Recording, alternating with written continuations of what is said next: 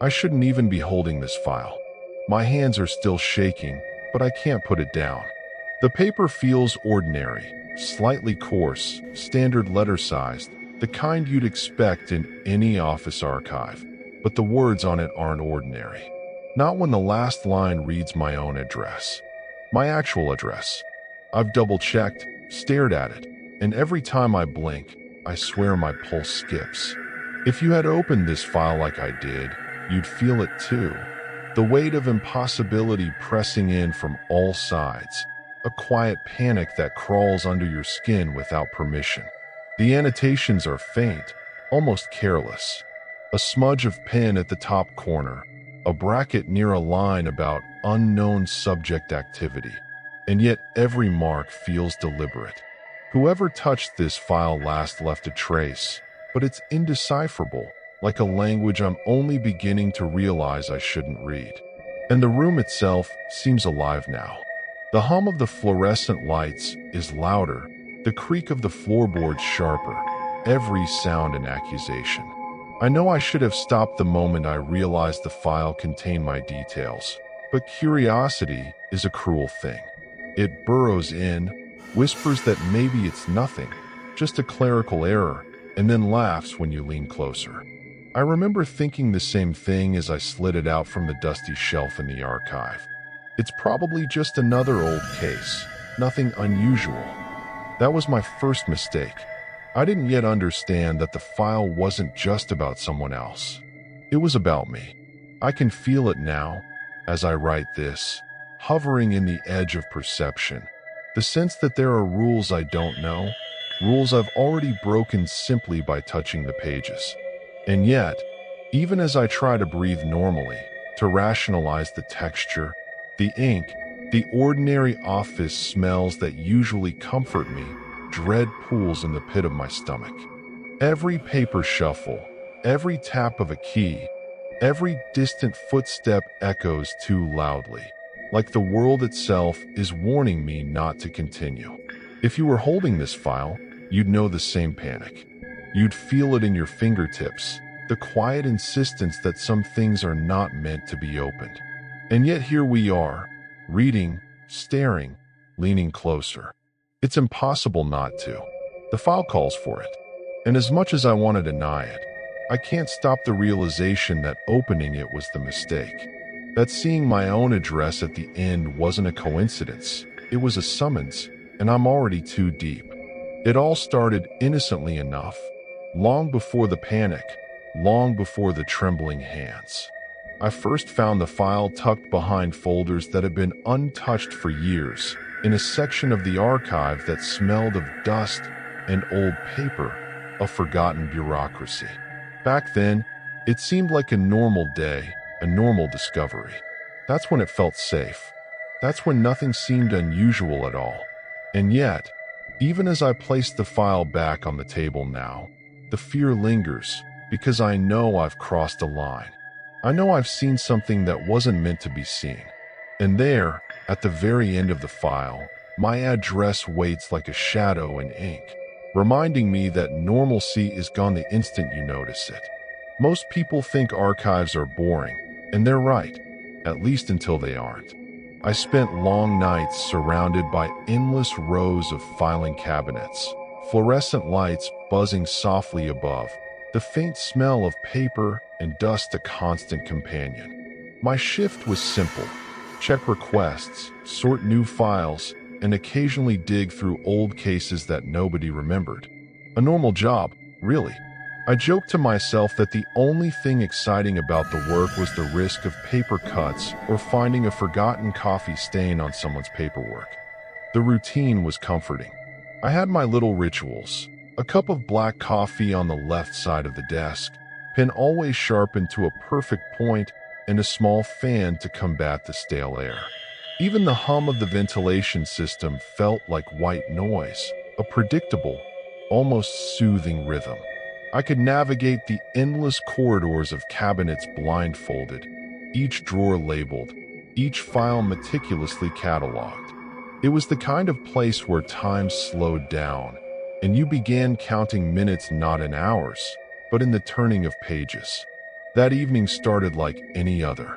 I had pulled a stack of files to review, flipping through mundane case after mundane case. Lost property reports, minor disputes, abandoned business registrations. Nothing remarkable. My dog-eared notebook sat at my side, scribbled with reminders and marginal jokes about paperwork-induced insanity. And somewhere deep in that comfortable monotony, I found it. A file that didn't look unusual at first glance. It was tucked behind a folder labeled Closed Cases, 2012. Its tab slightly bent as if someone had recently handled it. Most files here had a cold, impersonal weight, but this one felt different. When I touched it, the paper was warmer than the others, faintly so, almost imperceptible unless you were paying attention. I shrugged it off. Maybe it had been stored closer to the radiator. Maybe the office heater was acting up. Little things like that happen in archives. I set it on the desk, flipping through the first few pages. Nothing alarming. Typed notes, standard margins, signatures I didn't recognize. Other files surrounded it, equally banal. Checklists, date stamps, and the occasional highlighted line. Yet, subtle oddities began to assert themselves in ways I couldn't immediately explain. A faint smudge on the desk, like someone had rested their fingers just moments ago. Despite no one else being in the archive. Shadows that moved at the edge of my vision, seemingly without source, briefly flickering across the shelves.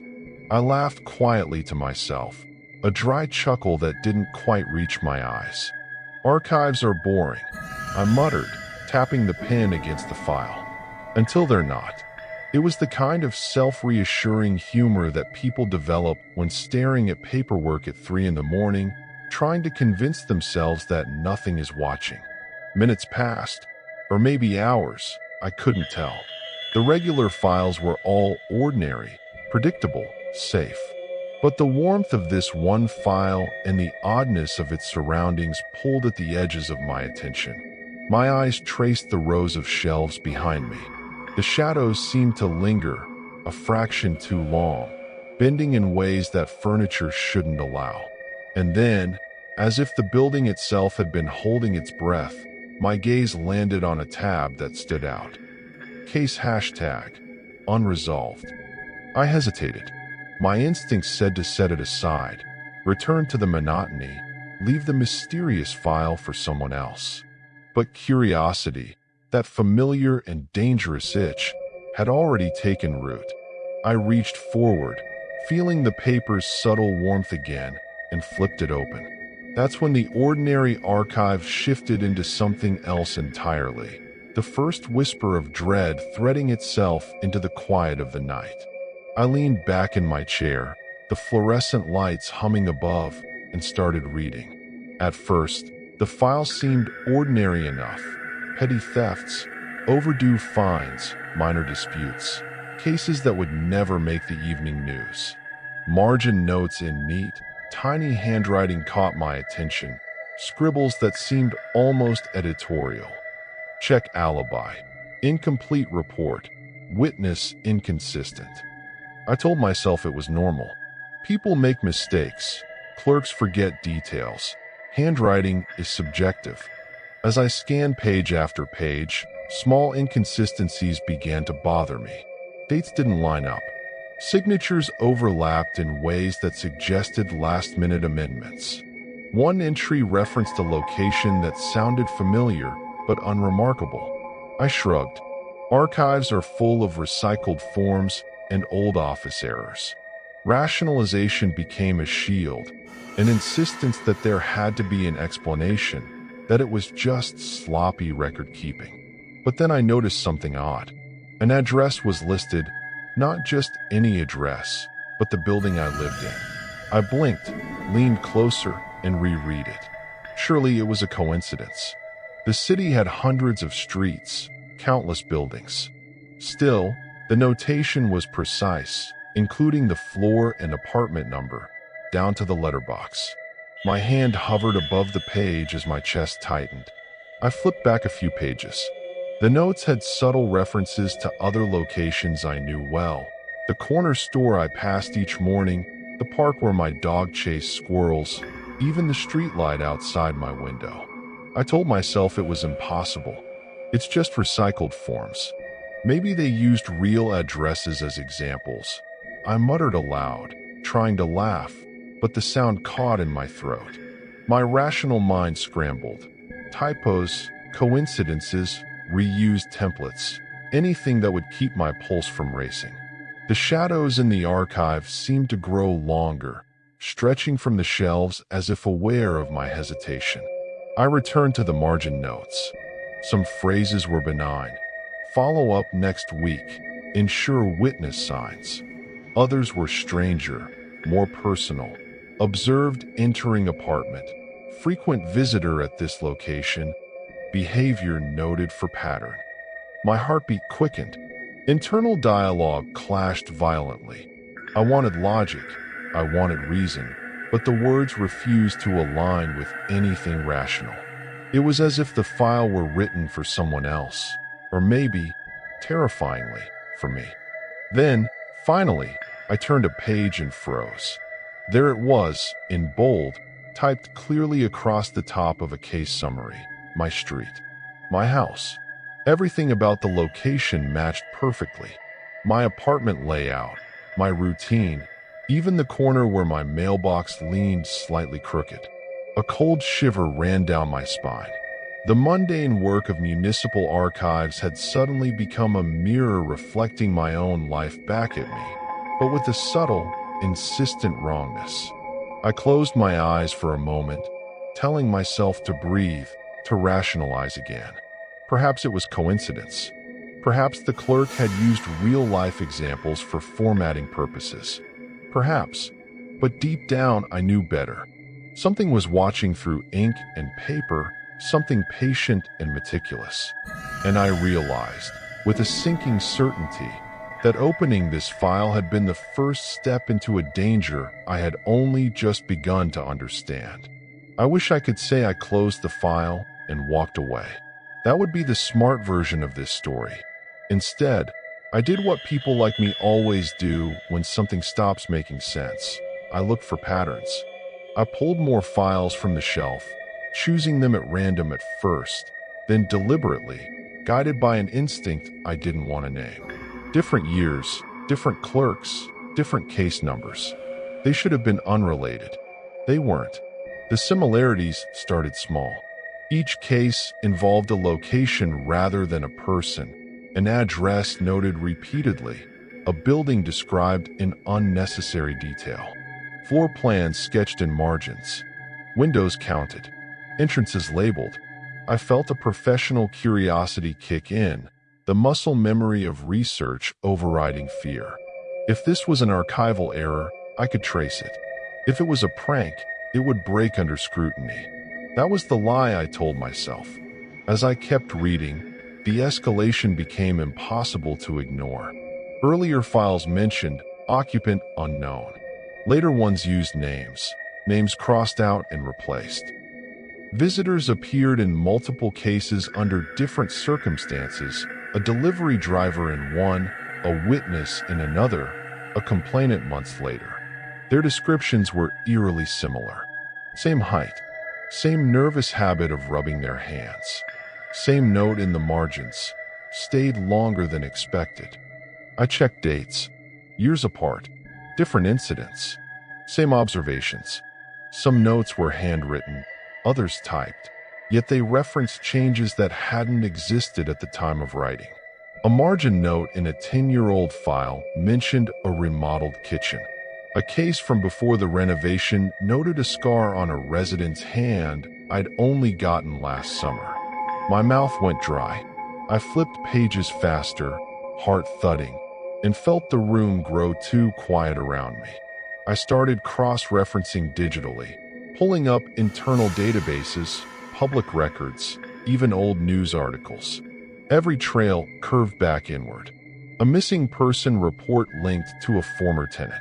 A witness statement tied to a neighbor who'd moved out abruptly. Every connection formed a loose spiral, tightening with each file I opened.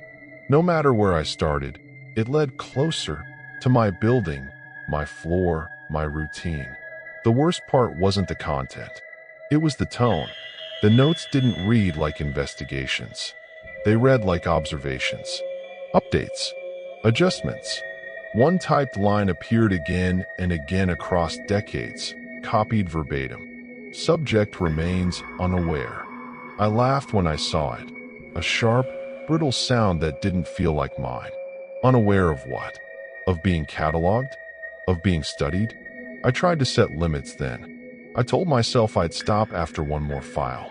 I searched my own name in the system, expecting nothing and dreading everything. There were no results. That almost felt worse. Instead, there were placeholders, blank fields, empty lines waiting to be filled. When I looked back at the physical files, new slips of paper rested between pages I knew hadn't been there before. Fresh ink, clean typeface, updated details. It was subtle, deniable, but undeniable all the same. The records weren't static. They were keeping pace. My professional detachment finally cracked when I reached the most recent file in the stack. The address header was bolded. Below it, indented neatly, was a line I hadn't seen before. Apartment number, mine. I wish someone had told me the rules. Not the formal ones printed in binders or posted on walls. Those were obvious, bureaucratic, harmless. I mean the unwritten rules. The ones you only learn the hard way. The ones that exist in the spaces between ink and memory. The first of these is simple: don't follow the trail too far. Curiosity isn't neutral. It carries a weight. It draws attention. And in this case, attention was exactly what I didn't want. Second, don't talk about it. Not to your friends. Not to your coworkers. Not in passing comments that could be overheard. Someone, or something, is listening differently than you expect. Sharing the file's contents, even casually, invites entropy. It spreads beyond comprehension. I can't explain why, not fully, but I learned fast that keeping your mouth shut is a form of protection. Third, don't react visibly. The file doesn't care if you read it silently. It only cares about the ripples your fear or fascination sends out. Eyes widening, trembling hands, whispered curses, all of it echoes back. And it notices. Oh, it notices. I would learn this the hard way, again and again. I tell you this not to frighten you for fun, but because you are already complicit. If you've ever pulled a document from a shelf, scrolled through a digital archive, or noticed a pattern that seemed too coincidental, you know what I mean. Every click, every turn of the page is recorded in a way that defies explanation. Every act of observation strengthens the cycle. There's a fourth rule, but I can't say it outright. It's deliberately incomplete, almost cruel in its omission. The missing piece is the gap between understanding and survival. It exists because the threat is bigger than you can comprehend. You'll sense it, you'll feel it, but you won't be able to name it. I only know that pretending not to see is safer than pretending to understand. And yet, I broke that rule. I mentioned the file online. Just a vague reference, a casual post in a forum where people talk about old archives and urban legends. Funny thing I found at work, I typed. Nothing more. I expected nothing to happen. I expected maybe a few curious replies. But that was naive. Too naive. Within hours, subtle shifts began. Digital notifications that shouldn't have existed. Slight changes in the metadata of the archived files I'd studied earlier. Even small, almost imperceptible details in my apartment seemed altered, as though the world itself had leaned closer to listen. I had drawn attention. I had acknowledged the system. And systems like this, files like these, have long memories. It was the moment I realized that rules exist for a reason. Not arbitrary, not bureaucratic. They exist to prevent the attention you give from becoming the conduit for consequences you cannot predict. Every rule I'd learned informally was a shield, imperfect but vital. And by breaking one, even in the smallest way, I had invited something else to take notice. The lesson, I suppose, is obvious now. Sometimes it's safer to leave the question unanswered, the trail untraced, and the file unopened. Curiosity is a luxury, and in this case, it comes at the cost of far more than embarrassment. I had learned that the hard way, and yet, the compulsion to understand, to see, would not let me rest. By the end of that night, I understood that even mentioning the file, even casually, was enough to tip the balance. The rules weren't suggestions, they were defenses, and breaking them changes the game entirely. That I didn't expect anyone to answer my post. Part of me hoped no one would. But confirmation has a way of finding you when you're least prepared for it. The first reply came an hour later. Short, cautious, almost afraid of itself. Does the file end with an address? No username I recognized. No profile picture. Just that sentence, sitting there like a loaded question. I replied before I could stop myself. I shouldn't have. I know that now. I asked what they meant. The response came instantly, as if they'd been waiting with their fingers hovering over the keyboard. Mine ended with mine. Street, apartment number, everything. My stomach dropped. Not a metaphorical chill, real nausea, the kind that makes you grip the edge of a desk. More messages followed. A private chat request from someone else. Then another. Different platforms, different accounts, same careful tone. One person described a file pulled from a university archive. Another said it was police evidence they weren't supposed to access. Someone claimed it was digital only, a PDF that updated itself every time they reopened it. Different formats, same structure, same margin notes, same unnervingly precise personal details. We started comparing notes, reluctantly at first. They talked about patterns, how the files always began small, trivial incidents that meant nothing on their own. Lost pets, noise complaints, unresolved reports. Then the slow narrowing. Streets, buildings, names that matched neighbors, co-workers, ex-partners. Always circling inward, always ending the same way. One person warned us not to keep talking. It doesn't like attention, they wrote. Another disagreed. Ignoring it doesn't help. I tried. It's still updated. That thread ended abruptly. No goodbye, no follow-up. Just silence where replies should have been. Their account vanished the next day. I noticed how often that happened. Stories cut off mid-sentence. Users who promised updates and never returned. Accounts suspended, deleted, or simply inactive forever. When I asked about them, the answers were evasive. They stopped responding. They said they were moving. They told me to forget the whole thing. No one ever said the obvious out loud. There was a strange comfort in not being alone.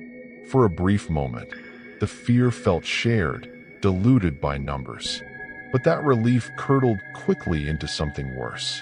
Because if this had happened to so many people, across cities, across systems, across years, then this wasn't an accident. It was a process, an ongoing one. One message stuck with me more than the rest. The file isn't the threat, someone wrote. It's the symptom. Find where it comes from. They didn't elaborate. They didn't need to. The idea lodged itself in my mind and refused to leave. I logged out of the forums that night with shaking hands, my head buzzing with half-formed theories and unfinished warnings. Confirmation had given me clarity, but it had also expanded the scope of the danger beyond anything I could manage by avoidance alone.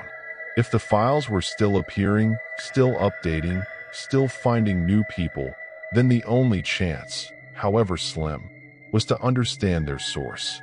Once I knew the files weren't unique to me, curiosity stopped being a choice and became a compulsion.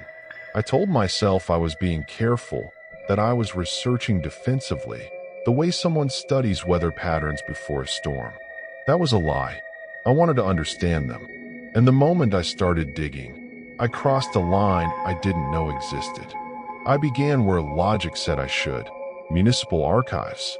Old databases, scanned microfilm, dusty storage rooms that smelled like mildew and toner. I searched department codes attached to the files, looking for an origin, some obscure task force, a defunct agency, anything official enough to explain the precision. The departments technically existed, but only on paper. No phone numbers, no staff listings, budgets that zeroed out year after year, yet never closed. The symbols came next.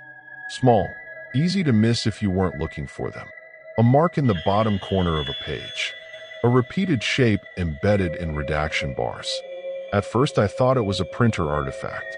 Then I saw the same symbol in files from different decades, different cities, different formats. Always identical. Always placed near the margins, as if watching rather than participating. I compared scans with originals. In some cases, the symbol wasn't physically there, but it appeared in the digital copy.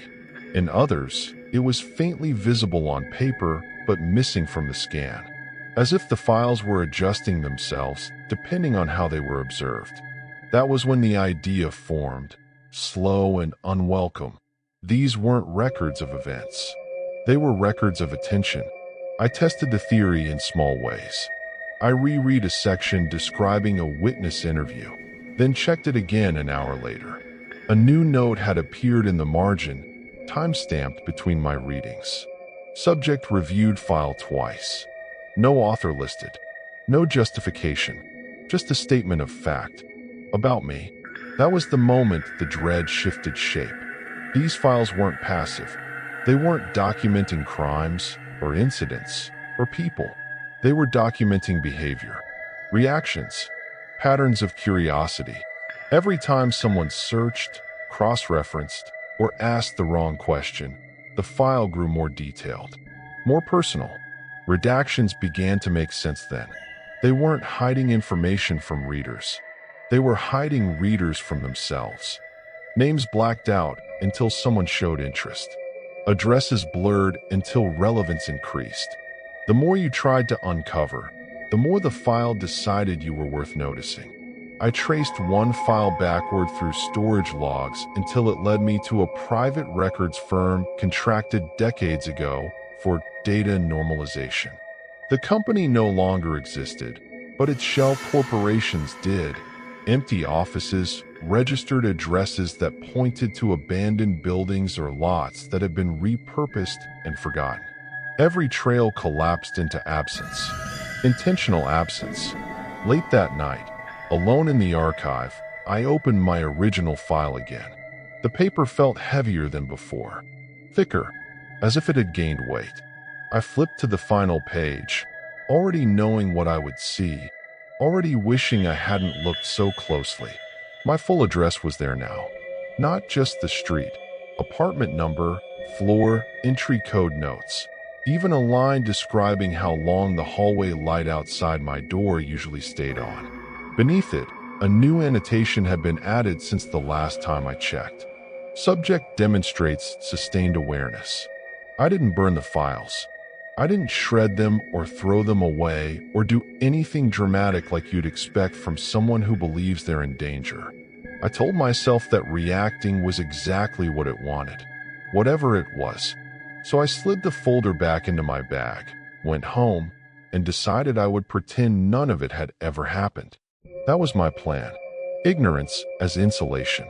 Distance as protection. For the first few hours, it almost worked. I made dinner. I watched something stupid and loud on TV. I checked my phone too often, the way people do when they're trying not to think. Every time my mind drifted back to the file, I forced it elsewhere. I repeated a rule I hadn't known I'd learned until then. Don't look too close. Don't follow the trail. Don't acknowledge it. The lights flickered once around 9:30. Just a brief dip, like a hiccup in the power. I laughed it off. Old wiring. Storm somewhere else on the grid. That kind of thing happens all the time. My phone buzzed immediately after, but there was no notification when I unlocked it. The screen felt warm in my hand, warmer than it should have been, and I set it face down on the table. I went to bed early, telling myself sleep would reset me. I lay there listening to the apartment settle, pipes ticking, the building breathing the way buildings do. Around midnight, I became aware of a shadow on the wall across from my bed. Not moving, not shaped like anything I could name, just darker than the dark around it. I turned on the lamp and it vanished instantly. When I turned the light back off, it didn't return. That should have reassured me. It didn't. By the third day, I realized something had changed. The files weren't following me physically. They were still in my bag, untouched. But the idea of them felt closer, heavier, like something pressing gently but constantly against my thoughts. My phone started glitching in small, deniable ways. Autocorrect changed words into phrases I recognized from the margins of the case. Dates appeared wrong. A missed call from an unknown number showed up in my log and vanished when I tried to screenshot it. I stopped checking the bag. I stopped thinking about the archive. I told myself that attention sustained it and that neglect might starve it. That's the illusion people cling to when they feel powerless, that choosing not to engage is still a choice that matters. It was the window that finally broke me. I live on the 4th floor. There's nothing outside my bedroom window except empty air and the opposite building, far enough away that you can't see faces, only shapes.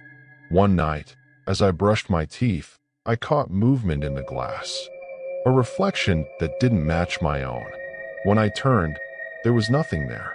When I looked back, the reflection was gone. In its place, for just a second, was the faint outline of text, reversed and pale, like words seen through tracing paper. I didn't read them. I swear I didn't. But I knew what they said. That night, I dreamed of filing cabinets opening by themselves, drawers sliding out in endless rows. I woke with the sense that something had been updated, that a checkbox somewhere had been ticked. In the morning, my phone buzzed before my alarm. A notification from an email address I didn't recognize.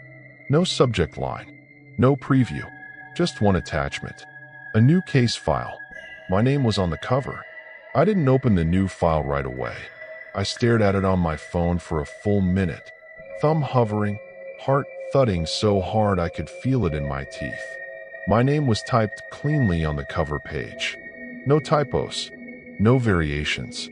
Just me, reduced to a label. That was when I stopped pretending this was coincidence or bureaucracy or some elaborate prank. Whatever was behind the files wasn't guessing anymore. It was observing.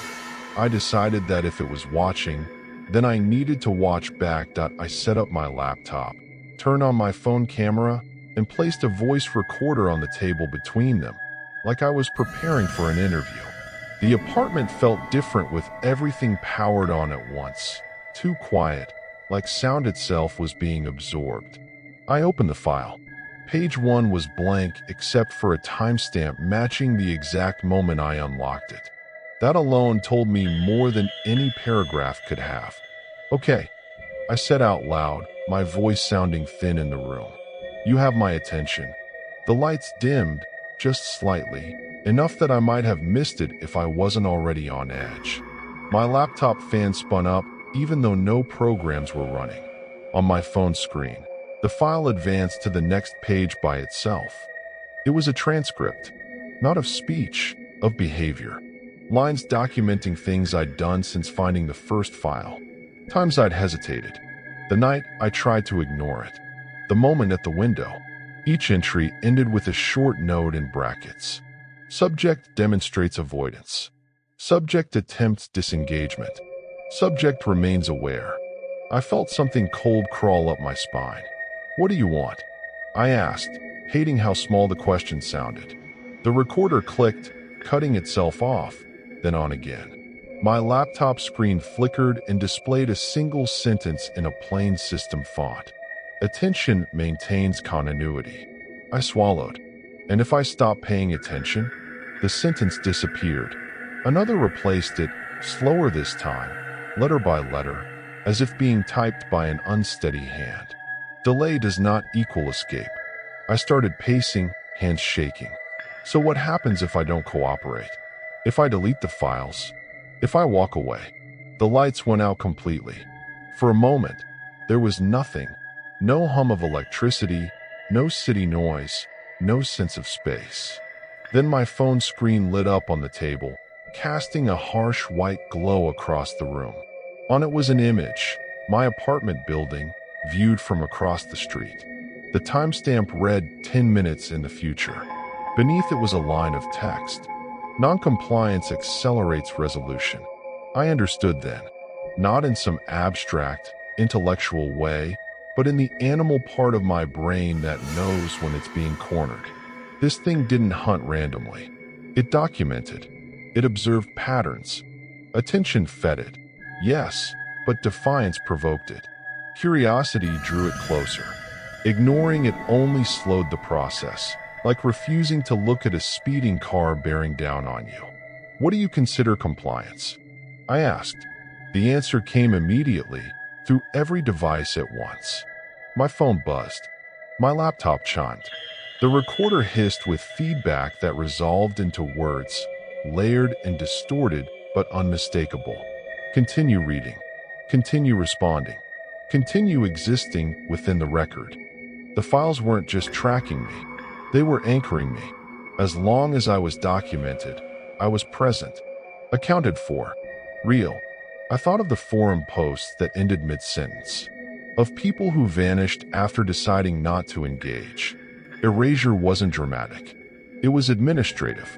I slumped into a chair, exhausted, furious, terrified. So I'm just what? A case study. The screens went dark except for one final line, glowing softly on my phone. Survival is participation. I sat there for a long time after everything powered down, listening to my own breathing. I hated the relief that crept in alongside the dread. Hated that part of me was grateful for a rule, for a way to stay visible. In the end, I picked up the phone again and opened the file. I complied. I didn't disappear. That's the part people expect when I tell this story. The clean ending where curiosity gets punished and the file closes itself. But I kept waking up in my bed. My name stayed on my lease. My job still expected me on Mondays. On the surface, nothing changed. That was almost worse. The files didn't stop after that night. They became quieter, more procedural. New entries appeared without drama, time-stamped neatly, documenting small things I would never have thought worth recording. Grocery trips, late-night scrolling, the exact minute I turned off a light. My address stayed fixed at the end of every file, like a signature I couldn't remove. I adapted without realizing it. I started checking my mail twice a day, not because I was expecting anything, but because not checking felt like a deviation. I kept my browser history clean. I stopped making spontaneous plans. Patterns felt dangerous. Routine felt safer, like staying within the lines of something already drawn around me. Friends noticed I was different, more distracted, always listening. I laughed it off, blamed stress, work, anything ordinary enough to end the conversation. I never mentioned the files again. That was one rule I learned quickly. Attention spreads. Once someone starts looking for themselves in the margins, it's already too late. Sometimes I catch myself narrating my actions internally, as if preparing them to be read later. Sometimes I wake up convinced I've missed an entry, that something important happened without being logged. Those are the nights I don't sleep.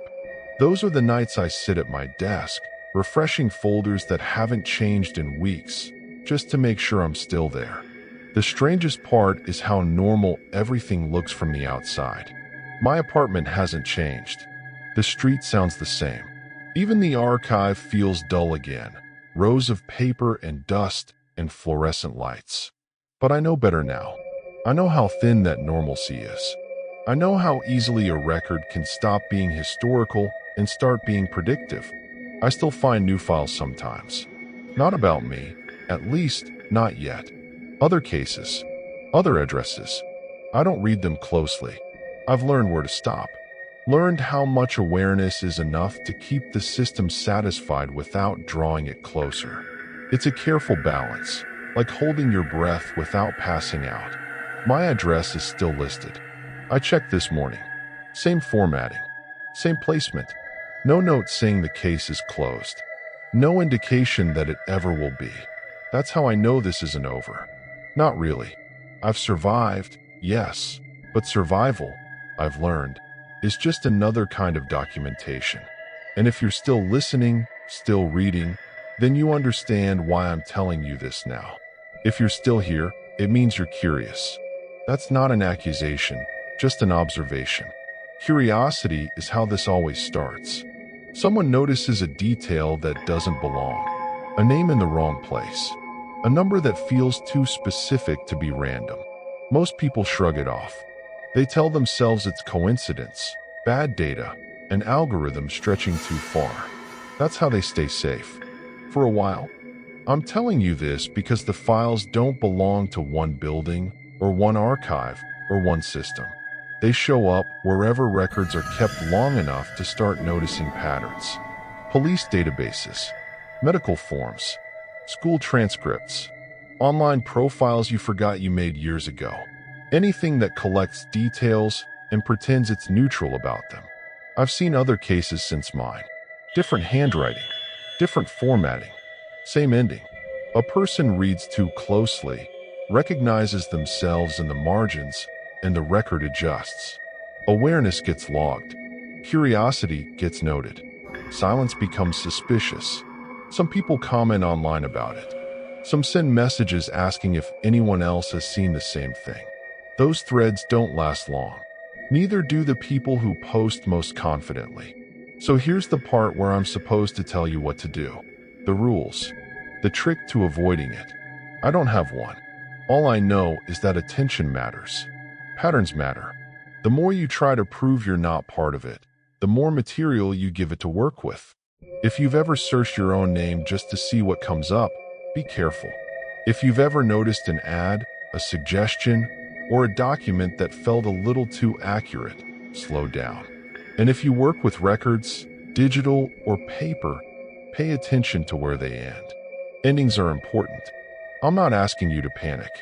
Panic is loud. Loud things get noticed.